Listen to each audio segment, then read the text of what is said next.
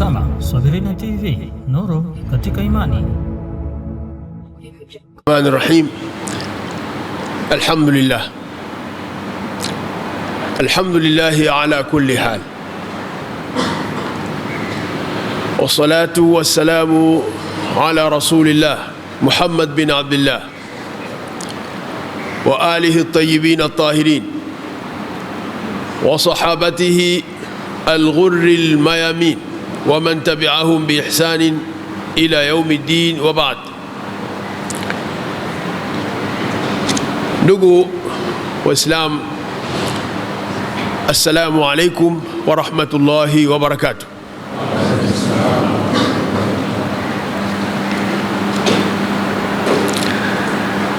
Waislamu, awali ya yote nianze na kumshukuru Mwenyezi Mungu mwingi wa rehma ambaye ametuwezesha leo siku ya Ijumaa kukutana msikitini hapa, si kwa jingine, ni kwa ajili ya kumweleza, kumsifu, kumtaja, kumtakasa, kumwelewa, kumwabudu. Tupo hapa, hili tunalolifanya ni moja katika ibada. Unakaa unasikiliza kuhusu dini yako, ni ibada. Lakini tuongezee kwa yule ambaye ameghafilika, kila mmoja atie nia ya itikafu. Hata kama tukikaa kwa muda mchache, dakika 10-20, lakini tia nia kwamba uwepo wangu hapa, basi Mwenyezi Mungu ujalie uwe ni ibada, na uwepo huu nipate thawabu. Nanuia kukaa itikafu katika msikiti huu, Masjid Shamsia, na jina lake Masjid Shamsia, kwa sababu mtume wetu Muhammad sallallahu alayhi wasallam anasema, innama al-a'malu binniyat. Watu wanalipwa na Mwenyezi Mungu kwa mujibu wa nia. Sasa tieni nia katika matendo yenu, ndiyo maneno walioondoshwa baada ya innamal a'malu binniyat. Tieni nia katika matendo yenu ya ibada, tieni nia. Hili lazima tumshukuru Mwenyezi Mungu. Kwa nini? Kwa sababu kuna wengi ambao hawapo msikitini wakati huu na wameghafilika, wanafanya vitu ambavyo tuwaombee kwa Mwenyezi Mungu na wao wajiunge na sisi siku moja. Watukufu wa Islam, ni ushukuru uongozi wa msikiti Masjidu Shamsia, msikiti wa baba yangu Mzee Salum Mintanga. Msikiti huu nakumbuka nilikuwa nikija hapo zamani wakati wa uhai wake Mzee Salim Mintanga.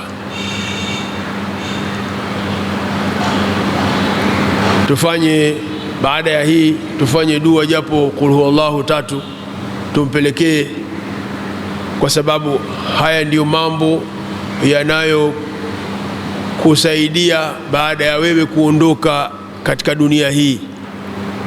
Pamoja na kuwa thawabu wanapata tu watu wakiingia kuswali na kutoka, lakini kule kumtaja nako kuna faida zake kwa aliyeanzisha jambo fulani. Ni ushukuru uongozi kwa kunikaribisha leo hapa na kuzungumza na nyinyi. Lakini kuwezeshwa kwa jambo kama hili linahitaji kuungwa mkono, kufikisha ujumbe katika jamii, ujumbe wa Mwenyezi Mungu Subhanahu wa Ta'ala, jambo ambalo tumeghafilika sana sisi kama wanajamii, sisi kama Waislamu, kuchangia katika vitu kama hivi. Msikitini hapa mtu anaweza kuja akawasha feni, akawasha taa, akatoa shati lake, akalala usingizi, raha zote anazozipata, lakini akaondoka, asitoe hata shilingi 1000 akaweka pale kwa ajili ya huduma zinazoendeshwa hapa. Tumeghafilika hivyo. Anadhani kwamba yuko mtu huyo ndio anayeyafanya haya. Kwa hiyo mimi kazi yangu kuja kuvua shati, jasho likauke, nipate usingizi, nione raha, niende zangu. Lakini yuko mtu wa huduma na mimi wa kuhudumiwa. Wako watu namna hiyo ndani ya jamii. Watu hawa ni wa kuhurumiwa. Tuwahurumie watu wenye mawazo ya namna hii, tuwahurumie watu wenye tabia za namna hiyo, kwamba wao wahudumiwe wao tu, walicho nacho wao hawako tayari kuchangia huduma. Kitu kibaya sana katika maisha. Ni uombe uongozi wa msikiti huu, elimu hii lazima itolewe. Mheshimiwa Imamu, elimu ya kuchangia lazima itolewe, watu waijue, kama vile elimu ya kujitolea.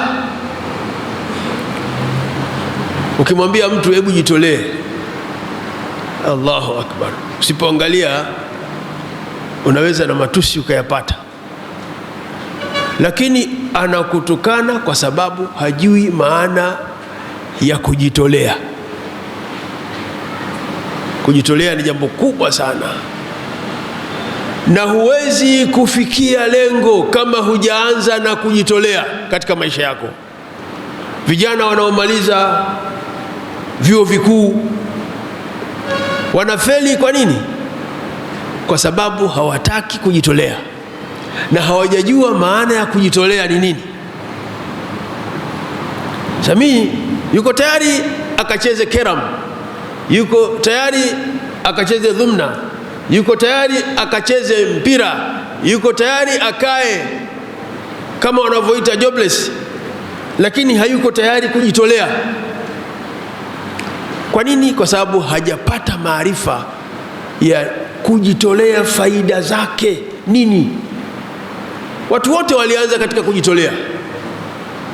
Ukichukua viongozi wa siasa walianza na kujitolea, hatimaye wakapanda juu kabisa kwa sababu walijitolea katika kutoa huduma katika jamii.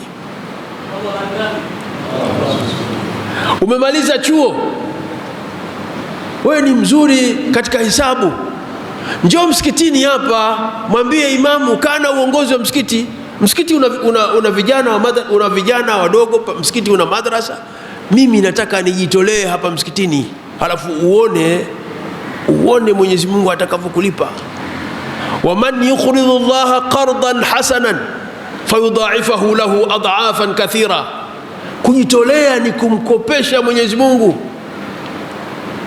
Nani ambaye yuko tayari kumkopesha Mwenyezi Mungu ili amlipe malipo makubwa asiyotarajia? Nani yuko tayari? Qardan hasanan. Kijana huyu akija msikitini akajitolea, mimi sitaki mnilipe chochote, ninajitolea, akakusanya vijana wa waumini wanaoswali msikitini hapa, akawafundisha hesabu tu, akawafanya wafaulu katika mitihani yao kupitia kujitolea kwake kufundisha hesabu. Lisali moja, saa 1:30 anaondoka zake kila siku. na hii haimnyimi kwenda kufanya shughuli zake nyingine. Katika masaa 24 ukatoa lisali 1.5 kama wanavyosema watu,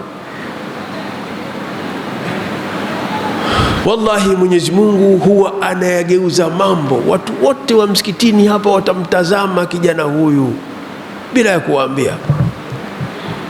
Imamu wa msikiti hatakubali, uongozi wa msikiti hautakubali kumwacha huyu kijana akijitolea siku zote. Iko siku sasa Mwenyezi Mungu atasema, sasa ninakulipa. Ulinikopesha, sasa ninakulipa. Hii ni elimu, Mheshimiwa Imamu, mzee wangu, mzee Mintanga, kwa sababu elimu kwanza. Tunafeli sisi jamii hasa ya Waislamu, hatunaga kupeana elimu katika baadhi ya mambo. Hakuna elimu katika familia, na hasa sasa hivi hakai baba na watoto wake akawapa elimu ya maisha. Hakai mama na mtoto wake akampa elimu ya maisha. Hivyo vitu vimepotea. Ndio maana tunahangaika. Tuko wengi, lakini uwingi wetu kaghuthaa saili, kama vile maji ya mafuriko yanatoka huko yanakwenda huko, halafu kazi yake kubeba mizoga, yanapeleka baharini. Inajitolea kuwa ni daraja la kufikisha elimu ya dini, elimu ambayo watu wengi hawaipi umuhimu katika maisha, na kwa kuto kuipa muhimu elimu ya dini ndio maana dunia haikaliki. Dunia inakalika kwa elimu ya dini, elimu ya Allah subhanahu wa ta'ala, sababu ndio elimu imejaa uadilifu, imejaa ihsani, imejaa insafu, imejaa hikma, imejaa maarufu, imejaa kusamehe. Ndiko wanako, hicho ndicho kinachopatikana katika elimu ya dini. Msingi wake al-adala, uadilifu. Kwa hiyo wewe hata ukitengeneza taasisi yoyote duniani kwa ajili ya kuendesha mambo, ikikosa uadilifu, ikikosa insafu, ikikosa rahma, ikikosa huruma, hiyo taasisi haifai, huo mfumo haufai. Ndio maana Mwenyezi Mungu akasema, inna dina inda Allahi al-Islam. Inna dina, dini, inda Allahi, mbele ya Mwenyezi Mungu nini? Al-Islam. Kataja Uislamu peke yake, hakutaja imani pale, wala hakuweka ihsan, kwa sababu dini nguzo zake ni 3. Nguzo za dini ni 3. Kwanza al-Islam ndio alioutaja mwanzo, halafu al-iman, imani, kumwamini Mwenyezi Mungu subhanahu wa ta'ala, na yale mambo 5, jumla yako mambo 6 katika imani. Huyu mtu lazima awe nayo, awe na Islam, awe na iman, halafu nguzo ya 3 awe na ihsan. Ihsani ndio imepotea duniani, hatimaye dunia leo haikaliki.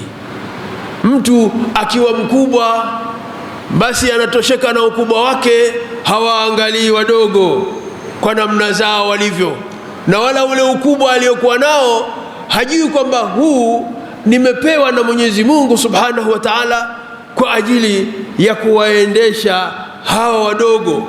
Kwa hiyo natakiwa niwe na ihsan, natakiwa niwe na huruma, natakiwa nisiwe na kiburi, natakiwa hatimaye dunia inakwenda mrama. Mtu yuko tayari arushe bomu popote likaue watu. Viumbe wa Mungu wale, wewe lini ulikuwa na programu ya kuumba watu, ukatengeneza watu ukawaweka duniani? Lini ulikuwa wewe? Hiyo taasisi yako lini ilikaa kikao ikaunda utaratibu wa kuweka watu duniani? Lini? Hakuna. Kwa hiyo hawa waliopo duniani hawa ni viumbe, yuko anayehusika na kuwaweka hawa.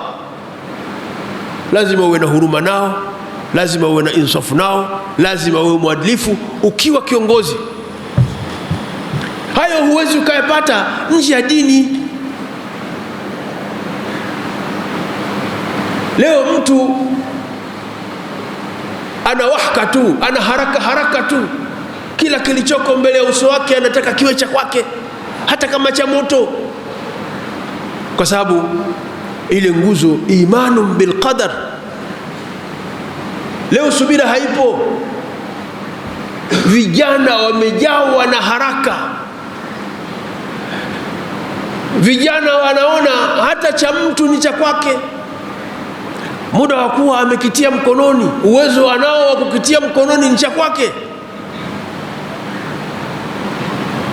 Haraka, lakini hatimaye hawafiki. Kwa sababu gani? Kuna kitu kinaitwa qadarun, mpango wa Mungu. Sasa wewe kama muumini unaamini kwamba kuna mpango wa Mungu na kuna mpango wako. Mpango wako uko chini ya mpango wa Mungu. Unachokipata na unachokikosa utakuwa katika utulivu wa nafsi yako, sababu unajua yuko anaipanga. Imanu bil qadar khairihi wa sharrihi, khairul qadar wa sharrul qadar. Baya limekukuta, unasema linatoka kwa Mwenyezi Mungu Subhanahu wa Ta'ala, na huu ni mtihani. Zuri limekukuta, unasema limetoka kwa Mwenyezi Mungu Subhanahu wa Ta'ala, na huu ni mtihani pia. Balaa unatakiwa usubiri, neema unatakiwa ushukuru, vyote katika mipaka. Shukurani ni kitu gani? Kusubiri ni kitu gani? Vyote vimeelezwa na dini. Jukwaa hili kwa ajili ya kufikisha elimu inayotoka kwa Mwenyezi Mungu Subhanahu wa Ta'ala, ili dunia itulie, watu watulie, nafsi zitulie, wasiwe na mihemko. Kwa hiyo lazima tuishukuru. Sasa tusiishie kushukuru tu, kushukuru kwake ndio kama hivi tunakuja kuiunga mkono katika programu zake, kwa sababu makamera tu haya, bila ya kupatikana watu ambao wakafikisha hizo mada, kamera hii itakuwa sawa sawa na kamera nyingine yoyote ambayo iko duniani. Lakini kamera hii mbele kukiwa na mtu ambaye anamueleza Mwenyezi Mungu Subhanahu wa Ta'ala, anamueleza Mtume Muhammad sallallahu alaihi wasallam, kamera hii itakuwa iko tofauti kabisa na kamera nyingine.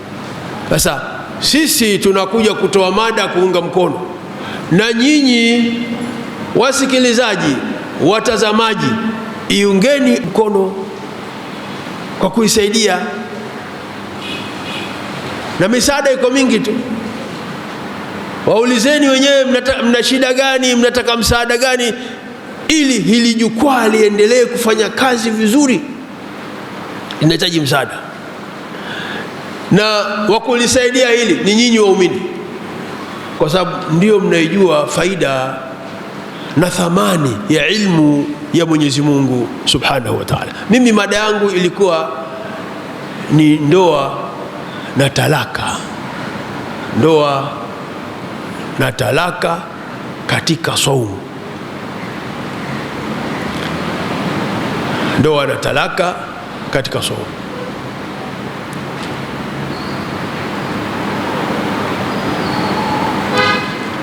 Saumu inatupaje ndoa na talaka? Pamoja na kuwa kuna na mengine mengi yanapatikana katika saumu. Hiyo ndio ilikuwa mada yangu.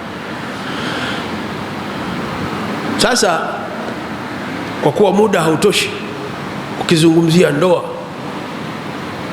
ni kitu kipana sana, ukizungumzia talaka ni kitu kipana sana.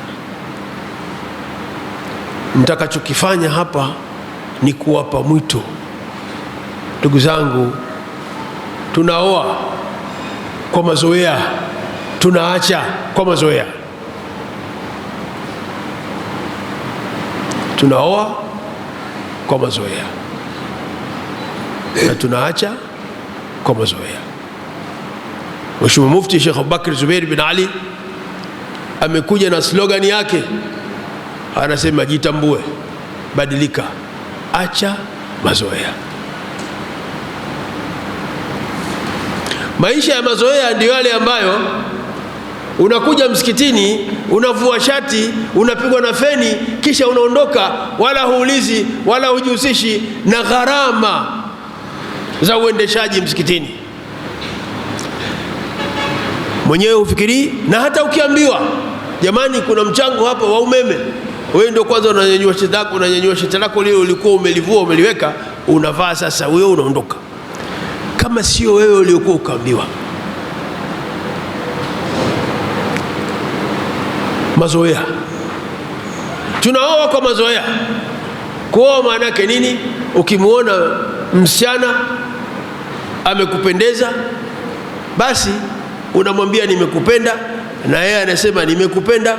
Mnaondoka zenu, mnafika kwa wazazi wake, kinatolewa mahari, mmemaliza. Siku anakuja shekhe, uzawijuka wa ankahtuka bima amara Allahu bihi min imsakin bima'rufin au tasrihin biihsanin, uzawijuka kama amara Allahu ta'ala, qabiltu nikahaha wa tazwijaha. Baada ya hapo mmemaliza, unapigwa mpunga pale, wali watu wanakula, dufu ziko wapi zinapigwa, gari iko wapi, umechukua mkeo nyumbani. Hujui hata namna ya kukaa na yule mke, hujui hiki nilichokifanya hapa ni kitu gani, kile ulichokifanya pale ni nini. Wanawachuoni wa fiqh wanasema an-nikah, ndoa ni aqdun, ni mkataba.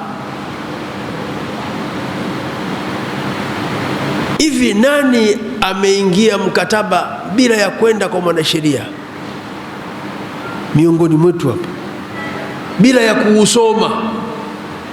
Nani miongoni mwetu anaingia mkataba bila ya kuusoma? Ndio maisha ya kawaida hayo, kurudisha uhai wa akili, kuchemsha akili, kuirudisha katika uhai wake ule uwepo. Nani miongoni mwetu leo anaingia mkataba kafumba macho? Tunatakiwa tusome mikataba ya ndoa.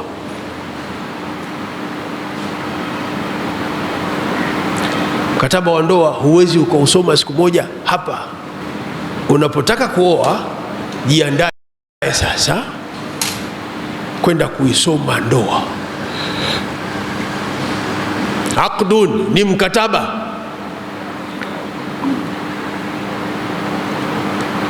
Yatadhammanu ibahata wat'in bilafdhi inkahin au tazwiji. Ndoa ni mkataba, makubaliano. Katika ndoa kuna makubaliano ya aina mbili. Kuna makubaliano baina yako wewe na Mwenyezi Mungu Subhanahu wa Ta'ala, ambayo ni nini? Al-imsakum bil ma'ruf, kukaa kwa wema kati yako na mke wako. Unaweka mkataba pale, Ndio maana unatoa mkono na unatamka qabiltu, nimekubali mkataba huu. Imsakum bima'ruf au tasrihum biihsan, kukaa kwa wema au kuachana kwa wema. Kuna mtu mmoja aliniuliza, kukaa kwa wema wakati mimi na mke wangu, hiki kitu maarufu kwa sababu tunapendana. Baada ya kumwoa mimi na yeye nampenda, lakini katika kuacha kuna ihsani gani? Katika kuacha kunatakiwa ihsani, inakuwaje? Mbona sielewi? Kifupi, ihsani ni kumwacha vile ambavyo Mwenyezi Mungu anataka mwanamke aachwe, kwa utaratibu ambao Mwenyezi Mungu ameuweka katika kumwacha mke huyo, ndio ihsani kwa lugha ya karibu.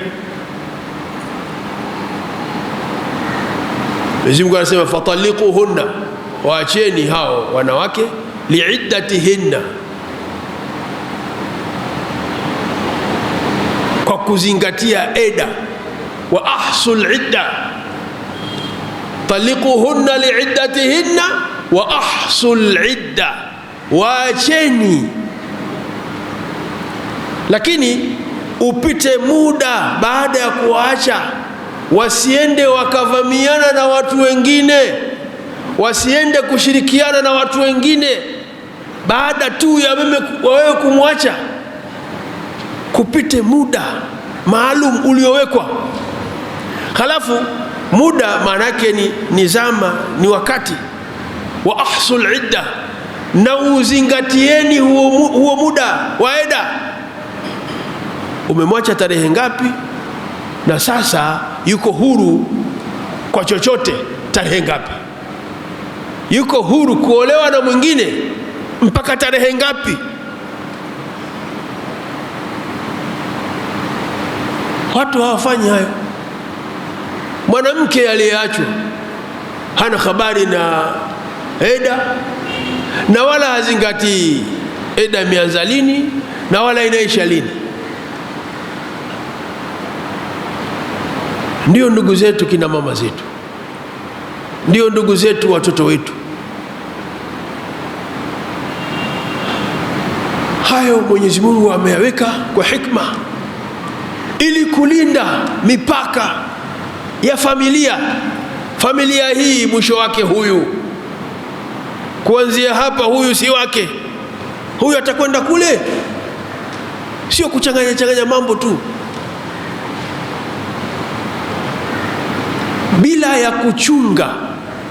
bila ya kuchunga taratibu hizi, mifumo hii. Dunia haiwezi kuwa na amani hata kidogo. Damu ya huyu ukampa huyu. Kama nyinyi mnaona damu sio kitu cha maana, kwa nini kuna DNA? Kwa nini ipo? DNA kaiweka nani? Ya kwako? Kaiweka Mwenyezi Mungu Subhanahu wa Ta'ala kuhifadhi familia. Huyu ni wa huyu na hawezi kuwa wa yule. Ndio sayansi inakuja inagundua, inasema kuna kitu kinaitwa DNA. Sayansi imekuja jana, Qur'ani imekuja miaka kuonyesha nidhamu ya maisha ya familia, nidhamu ya ukoo. Kwa hiyo sisi tunapodharau, ndio maana hii dunia hatuwezi kuishi vizuri. Mwenyezi Mungu Subhanahu wa Ta'ala anatusisitiza kwa kusema faaqim wajhaka lidini hanifa, faaqim wajhaka lidini hanifa, simama sawa sawa jisimamishe vizuri, hanifan, bila ya kuyumba kulia wala kushoto, katika mifumo, katika misimamo, katika shughuli, katika maelekezo ya dini.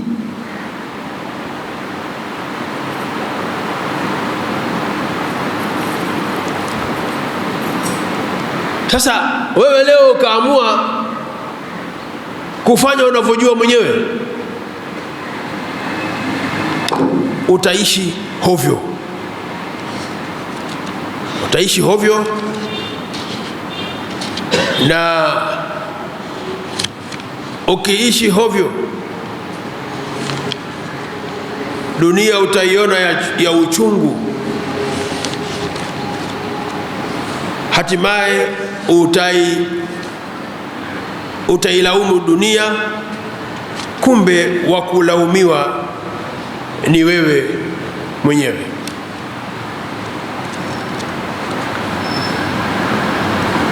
Faqim wajhaka lidini hanifan,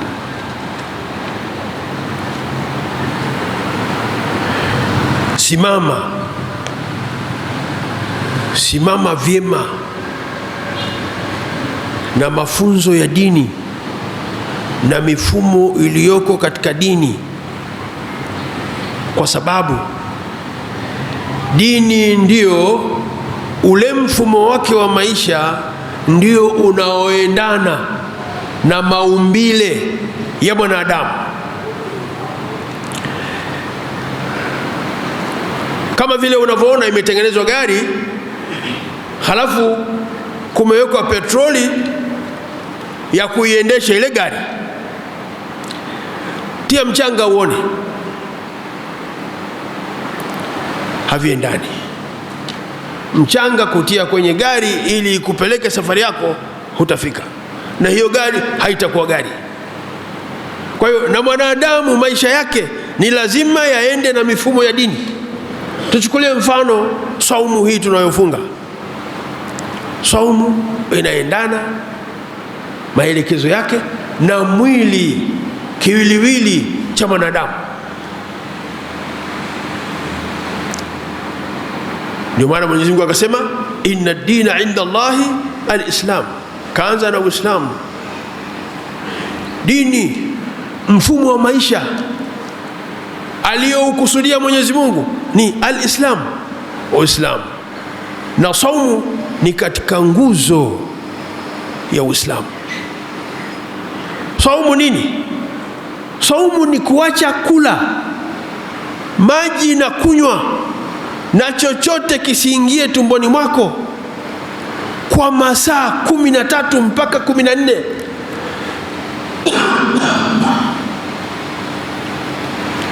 Ndio ulivyoumbwa hivyo, unatakiwa uwe hivyo mwezi mzima. Mwenyezi Mungu anasema kutiba alaikumus siyam, amekulazimishieni Mwenyezi Mungu kukaa hivyo mchana wa mwezi wa Ramadhani bila ya kula, tumbo lako lisiingie chakula wala maji kwa masaa 13 mpaka 14. Ongeza mara 29 au 30 ndani ya mwezi mzima. Hii ndo dozi yako wewe. Mwili wako ndio unaweza ukaishi vizuri katika maisha yako. Halafu miezi 11, Mwenyezi Mungu anakuambia ya ayyuhalladhina amanu kulu washrabu, kuleni na kunyweni. Akasema wala tusrifu, lakini usile na kunywa nje ya kiwango chako. Mwenyezi Mungu ametaja kiwango, la tusrifu, usile na kunywa nje ya kiwango chako. Ukila na kunywa nje ya kiwango chako utaishi kwa shida. Na leo watu wanakula tu, tunakula kwa mazoea, tunakunywa kwa mazoea. Angalia shida inayotukuta, magonjwa ya kila aina ya ajabu ajabu tunakutana nayo. Shida ni tumbo. ma mala ibnu adama wi'aa sharran min batni, mwanadamu hajapata kubeba mfuko wenye shari uliojaza matatizo hajapatapo kubeba. Sio bomu, hujabeba bomu lenye shari na wewe zaidi, hujabeba sumu yenye shari na wewe zaidi. Min batnihi, kuliko tumbo. Tumbo ndio adui yako namba moja pale ambapo utalitumia kwa mazoea.